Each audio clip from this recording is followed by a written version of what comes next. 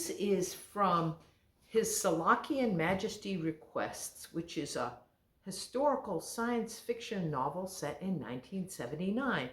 Cam is a pop singer and his career has been sunk by alcoholism. His father took him back to family in Asia, hoping that marooning him on an island in the South China Sea would get him sober. And in this bit, the plan is not going well. Cam slipped quietly into the living room.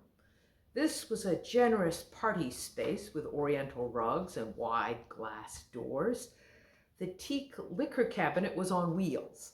Flaps lifted up on each side for Uncle Mac to mix his cocktails, and the entire thing could be rolled away for parties when refreshments were circulated on trays. Cam slid a door open. To his astonishment, the cabinet was a wooden bubble. Empty. How could that be? Uncle Mac grooved on old-fashioned drinks, Manhattans and martinis. He always had a dozen bottles here. Dimly puzzled, Cam roamed around the rambling residence. He peeked into his aunt and uncle's bedroom. The closet doors were untidily open, bursting with Aunt Star's wardrobe. No bottles here. The girls' rooms had no joy either. Finally, he went into the kitchen, where a chorus of cordial Malay greeted him. "You hungry, boy?" the cook cried. "I give you some pork buns, okay?" He replied in Malay, "No, I'm thirsty. Is there beer?" "You look, take what you want." Cam opened the big refrigerator, but there was only soda. What had happened? There always used to be beer. He took a can of 7-Up as camouflage. Then, when the cook's back was turned, he lifted the bottle of rice wine stashed in the cupboard behind the sesame oil and soy sauce. He wandered out onto the patio and collapsed into a lounge chair. Vivid pink bougainvillea drooped overhead, shading him from the sun. He closed his eyes. He would not drink this, not cooking wine. He wasn't so far gone as that. I think we can work miracles. This will happen all the time. It'll be a constant battle.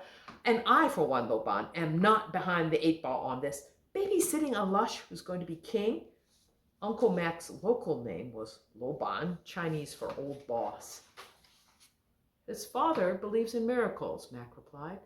Judy, no one says you have to cure him. Nobody can do that.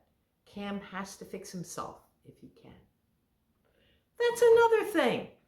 Cam didn't recognize the voice rattling along at 60 miles an hour, a machine gun chatter of words. You know my medical specialty because your office cut the checks for it. Podiatry.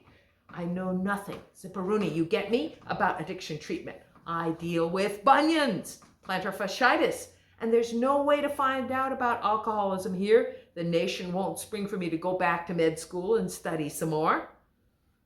Mac must be sitting in the lounge chair beside him. I had a bet with Star, did you know? That you checked off the wrong box on the application form? Pediatrics must be on the line just above podiatry.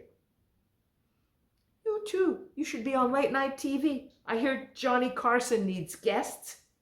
I didn't want to be the kind of medical career that involved getting up at all hours. People don't have emergencies in podiatry. There's always time to fix an ingrown toenail. Smart girl. Besides, you're doing great. I like it. And the dandelions don't. It's vinegar that kills weeds. I don't think Shaojing wine does it. With an effort, like hoisting a cinder block, Cam opened his eyes. Even here in the shade, the sunshine was blinding. Uncle Mac sat beside him in the other lounge chair. A slender Asian woman bent over the grass. Long black hair poured like water down one side of her neck. The view of her legs under the short skirt was riveting. She tipped a bottle, dribbling fluid onto the lawn. Cam jerked upright. Hey, that's mine! No, it's not. Her retort was reflex, argument, a natural response. Not unless you carried it with you from Hong Kong, Mac agreed. Cooking wine and 7-Up. Yow! That's some cocktail, Camster. What's the garnish? A slice of banana? Everything spun. Cam went a whiter shade of pale. He slumped, gasping over the chair arm as the cold sweat started on his forehead. Mac snapped, "Judy!" Cool fingers gripped his wrist, and a competent hand shoved the mass of his hair back. "No convulsions today. Open that soda, Loban." She peered into his eyes and pointed a commanding figure an inch from his nose. "You," she declared, "need to hydrate." The tab popped. She held the can to his lips. A lot dribbled down his chin, but some went in. He sagged back, panting. She scowled down at him. Above the pretty oval face, her bangs were cut straight across, an edge so sharp it ought to bleed. "He can't run a lawnmower, never mind this country. I say we bag him, ship him back to the States where they can treat him, and find someone else to run the country." "Like who?" "His cousin Sandy would be great." "She's on board. Convince the rest of the country and I'm in." This is the most hidebound, sexist, unliberated, medieval rat hole in the whole hemisphere. I'd be willing to declare that anyone not descended from the ancient kings should be in charge, the way nobody wants anyone related to Hitler or Kaiser Wilhelm. "Democracy means the people get to decide," Max said. "I have polls going back 15 years. Opinion on this one is steady. A majority of the people of Singii wants one of Stephen C.'s sons on the throne. And this is the one you got. We are so screwed." One step at a time. Cam here can shift public opinion. He's visibly, obviously, 100% incapable.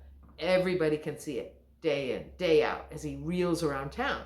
No one can kid themselves anymore, not when he's stealing cooking wine from their kitchens. Once the obvious is accepted, other solutions become viable. And you never know.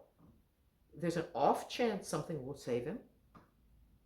"I can't do rehab. I'm not trained for it." "You're trained in general medicine. Close enough. With luck, he won't have a seizure. He's only 25. It takes longer to trash yourself." Suddenly, what they were saying sank in. "You hid the booze," Cam choked. "This is an island, kid," Max said kindly. "You're marooned here. There is no beer, or wine, or liquor. I'll pass the word around about the Shaojing. Every bottle of cooking wine will be under lock and key by close of business today." "His dad is brilliant," Judy said. "A suitcase full of padlocks. Only he would have thought of it." Cam jumped to his feet and yelled at the top of his lungs, "Am I the fucking heir to the throne here, or am I not?" But then the entire lawn seemed to tip, slowly but inexorably, and he fell flat onto the grass. It smelled of cooking wine.